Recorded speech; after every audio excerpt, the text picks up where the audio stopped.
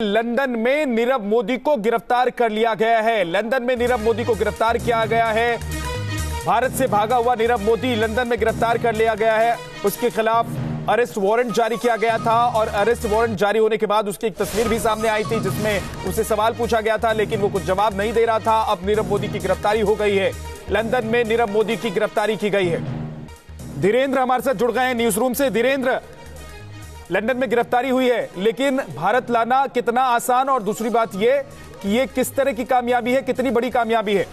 देखिए, लगातार जो इशू किया गया था, इसके लिए आरसीएन इशू किया गया था, जो 13,000 करोड़ का लेटर ऑफ क्रेडिट्स का मामला है, जो इंटरनेशनल बैंकों और उनके साथ जो इंडियन बैंक है उनके साथ जो पैसा लिया गया गीतांजलि के प्रोमोटर मेहुल चोकसी के साथ और इनकी वाइफ जो अमेरिकन सिटीजन है उनके लिए, इसमें जो आरसीएन इशू था उसके बाद डिफ्यूजन नोटिस जो सीबीआई की तरफ से दिया गया, क्योंकि पंजाब नेशनल बैंक सीबीआई तक पहुंचा और सीबीआई में केस रजिस्टर होने के बाद इनके खिलाफ आरसीएन इशू हुआ। इसके बाद लंदन में इनको देखा गया, ब्रिटेन में तो यूके के साथ शेयर किए गए, 3 से 4 बार रिमाइंडर्स भेजे गए। उसके बाद इनको वेस्टमिंस्टर कोर्ट के आदेश पर अरेस्ट किया गया। अब ये एक नेचुरल प्रोसेस की तरह आगे जाएगा। जिस तरह से इनको अरेस्ट किया गया उसके बाद ये बेल के लिए अप्लाई करेंगे और फिर सीबीआई की तरफ से या हिंदुस्तान सरकार की तरफ से जो वहां लॉयर प्लीड करेंगे उसमें इस बात के लिए कहा जाएगा कि इनको एक्स्ट्राडाइट करना है। जो केस आरसीएन में दर्ज है उनको वहां उनको अपने सबूत के साथ, और कोर्ट फिर इसको एक्स्ट्राडिशन के लिए अनुमति देती है, उसके बाद उनको एक्स्ट्राडाइट कर देश में लाया जाएगा। जी, लेकिन धीरेन्द्र, आज लोग ये भी समझना चाह रहे होंगे, जो हमारे दर्शक हैं इस वक्त न्यूज नेशन देख रहे हैं, कि क्या नीरव मोदी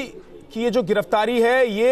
भारत से बैंक घोटाले करके भागे हुए नीरव मोदी के खिलाफ गिरफ्तारी भारत सरकार के दबाव की वजह से हुआ है, या फिर इससे हमें कुछ फायदा हो सकता है?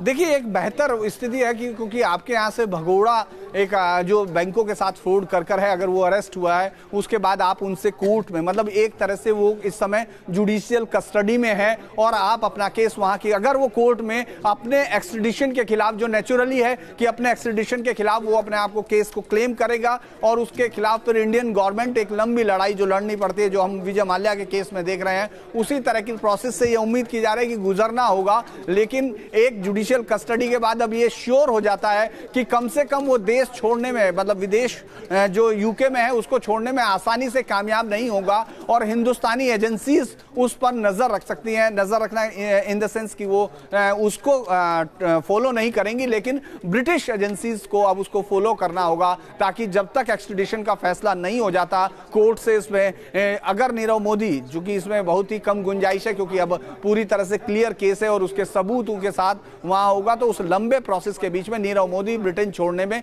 कामयाब नहीं होगा और उस एक्सट्रेडिशन के बाद उसको हिंदुस्तान आना होगा। प्रत्यर्पण अब थोड़ा आसान हो जाएगा, क्योंकि ईडी की तरफ से ही अनुरोध किया गया था धीरेन्द्र की गिरफ्तारी की जाए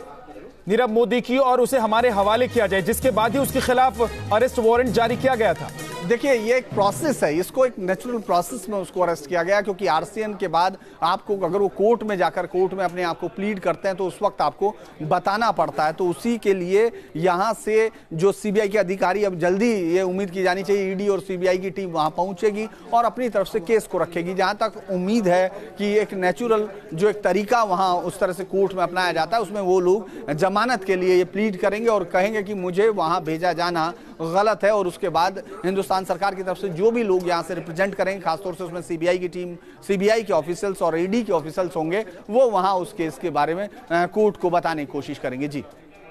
लेकिन धीरेन्द्र, एक जो अपडेट है उसकी जानकारी लगातार कोर्ट की तरफ से ईडी को दी जाती रही है। जैसे वारंट जारी किया गया तो उसकी जानकारी भी दी गई। इसका मतलब ये है कि यूके की तरफ से भी ये साफ तौर पर स्पष्ट है कि जैसे ही जरूरत पड़ेगी और कानूनी प्रक्रिया पूरी हो जाएगी, नीरव मोदी को भारत के हवाले किया जाएगा। जी, इसीलिए लगातार टच में था, ईडी टच में था और ये इंफॉर्मेशन ईडी लगातार वहां से हासिल कर रहा था, वहां से उनके साथ कम्युनिकेशन था, और इसीलिए जब ये गिरफ्तारी हुई तब ईडी की तरफ से इस बात की खबर आई कि नीरव मोदी को लंदन में गिरफ्तार कर लिया गया है।